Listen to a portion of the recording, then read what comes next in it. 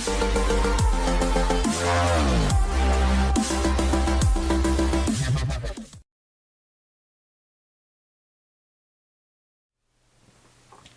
afternoon, Colin here with Techout. Today we're going to be taking a look at the OtterBox Defender Pro for the iPhone 13 Pro Max. And I know a lot of you guys like the install videos that I do on these cases. A lot of first-time OtterBox users have issues installing them, just trying to figure out how to separate the case and everything like that. Unfortunately, I did put this case on while I was still at Best Buy, out in the parking lot, so I didn't get it on video how to install it. But I do have a video that I will link down in the description below that is pretty much a universal how-to guide on how to install an OtterBox case, because fundamentally they are all the same on how to take them apart, put your phone in, and snap them back together. So I will link that down in the description below if you do need help installing this on your device.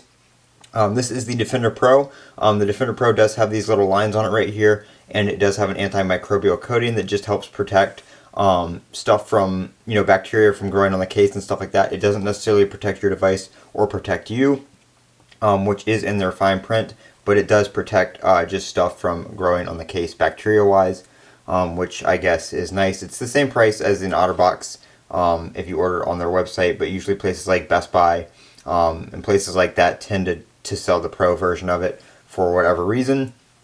I do like this case. It does come with the belt holster, which is still in my car, because like I said, I did install it in the Best Buy parking lot. We do have slightly raised top and bottom pieces here, and then a very ever so slightly raised edge right there, so it will protect the screen if you do put it face down or drop it face down. However, it's not going to really protect much of the screen if you drop it on like a rocky surface, gravel, that kind of stuff. It's still not raised enough to keep a rock from going up onto the screen. So I do still recommend using a screen protector, and that brings me to my next point. I do have the Whitestone Dome screen protector installed here, and as you can see, it goes along perfectly right up to the edge of the case, but it does not interfere with anything. We have your little cutout here for your speaker, everything like that. So it does work with the Whitestone Dome screen protector. I'm sure it would work with most other glass screen protectors as well.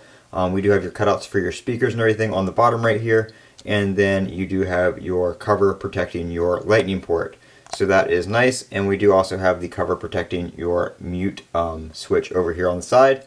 Volume up and down buttons right there, and your sleep wake button right here, very easy to press. Obviously everything with Face ID and all that kind of stuff works. It's not affected by the case whatsoever. And no plastic covering your screen to have to worry about anything like that, like the older OtterBox cases. Camera is recessed in here just a bit, so it will protect your camera. Again, face down. Your camera bumps are not going to scratch anything or be scratched themselves. Same thing though, if you drop this on a bed of gravel or rocky surface, rocks could still protrude up through the little bit of the indent here and hit your camera. But that is going to be one of those rare scenarios, hopefully. So very, very protective case. It is dual layer with the outer rubber and the inner plastic. So like I said, if you do need help installing it with that dual layer, check out that video in the description down below. I'm Colin with Techout. Don't forget to comment, rate, and subscribe. And as always, have a great day.